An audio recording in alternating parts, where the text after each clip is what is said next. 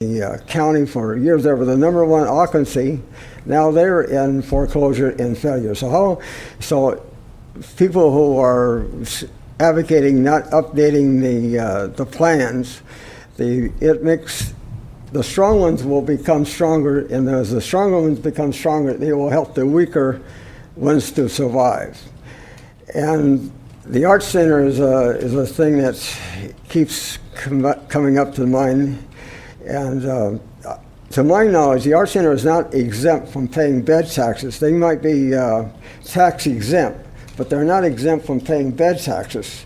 So if any inn on that chart since 1992 had not paid, got a business license or paid a bed tax on all those years, they would have been automatically eliminated from this table from reconsideration. So I feel that the Arts Center is no different than anybody else in the private sector who had not paid their bed taxes. So they should be eliminated from the tax and let those rooms go to those who can use it.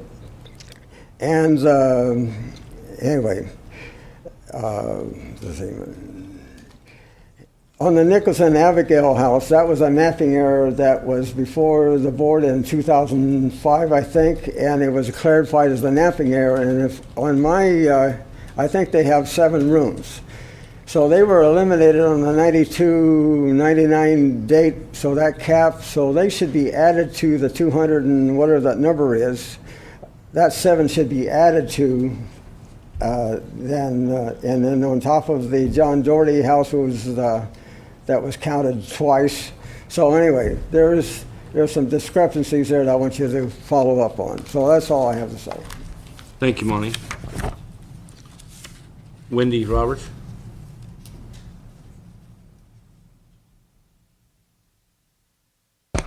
Yeah, I'm Wendy Roberts, Mendocino resident on Little Lake Street. This has been a real pleasure for me today because there are people here with whom I frequently agree and frequently don't agree, and I've heard something really thoughtful from every person who's spoken. I'd like to thank you very much for the work that you've done, and I couldn't agree more with those who have spoken about the value of having professional, dispassionate people who they will make mistakes, and then someone like Monty Reed can stand up and they can say, you know, this specific case was thus and so, and you can verify it and you can make your data better. So, you know, it has to be an interaction. But to me, at the end of the day, the person in the driver's seat has to be distant from this town. David Colfax, Supervisor Colfax, has repeatedly observed our difficulty in just getting along long enough to get anything done. And I deeply agree with the statement that we cannot afford to tarry on this road towards revised tables, issuing licenses, getting places that should be in business, and getting that bed tax flowing and revenue flowing. We have a frightening number of houses in Mendocino. It is politically popular in some quarters to attribute that to vacation rentals. I think it's important to think about the number of people who have bought homes in Mendocino and can't possibly afford to live in those homes. They live in the Bay Area. They do. The lights go on weekends in many of those houses because it's the only time they can be there.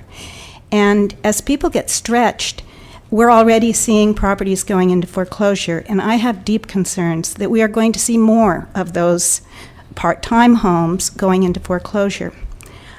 I listened to Leslie Walquist, and her comment that she was at first apprehensive about being surrounded by inns. These are some very nice inns she's surrounded by, but then she learned that they had owners and they had staff and they were people, and they turned out to be good neighbors. And it is better if someone who's really committed lives on that property. That's one reason I really advocate identifying single unit rentals and giving them preference over whole house. But not completely, and I can't subscribe to the notion that the town will be better by getting rid of vacation rentals.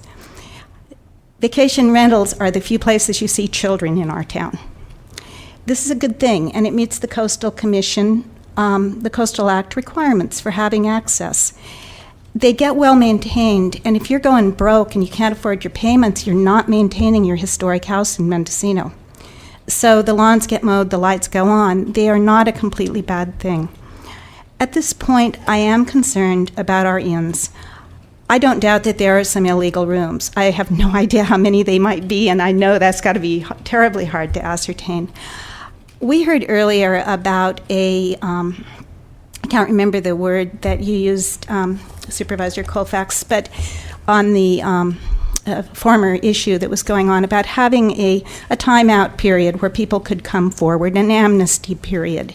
And I really think it would behoove us to create an amnesty period, let inns come forward, let them identify their rooms, get them up to the point where they can boost their capacity by renting more rooms on the nights that we're at 100% or 80 or 90%.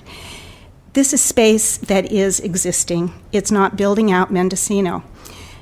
And for every probably 3 of those rooms that emerge, I would suggest reducing the cap on vacation rentals. You can't just do a straight trade-off. A vacation rental is a house.